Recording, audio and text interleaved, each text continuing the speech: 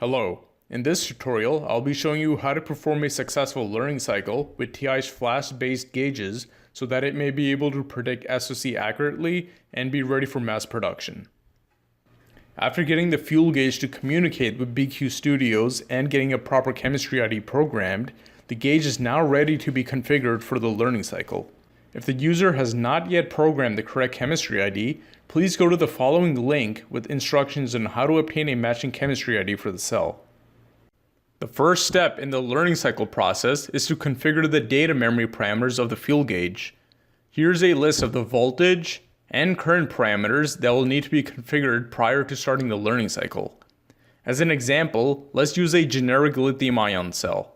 From the cell's datasheet, we can obtain the critical parameters such as the charging voltage, nominal voltage, capacity, and the taper current. The user will also need to know their system's termination voltage.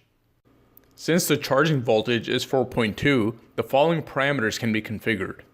The user will want to configure the FC and TC clear voltage parameters to the charge voltage minus 100 millivolts, and the end of charge parameter to the charge voltage minus 10 millivolts. Knowing the taper current and the nominal capacity, the user can fill out the following current parameters. Once these parameters are typed in, click on the write all command to flash them into the device. Now the gauge should be ready for the learning cycle procedure. First step is to enable the impedance track algorithm by selecting the gauge enable command. Doing so, you should see the QEN bit set to 1 or turn red. Next, send a reset command to disable the current Qmax and resistance update cycles. Then discharge the cell to empty and let it rest until the rest bit is set, indicating that the cell is completely relaxed to its current OCV voltage.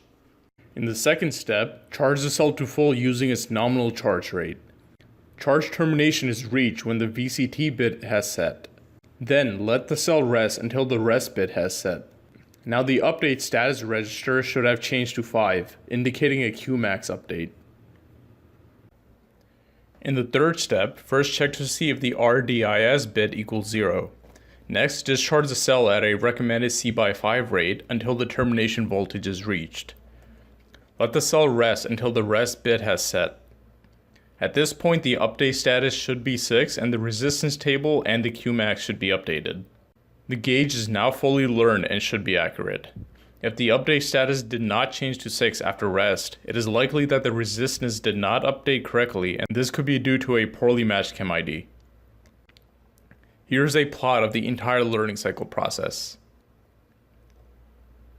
Also, don't forget to click on the scan option in BQ Studios, as this is what allows a user to monitor the registers in real time. As a last step, it is recommended to perform another charge and rest cycle as a reassurance that the gauge is in fact learned. Thank you for watching, and I hope this tutorial has been helpful.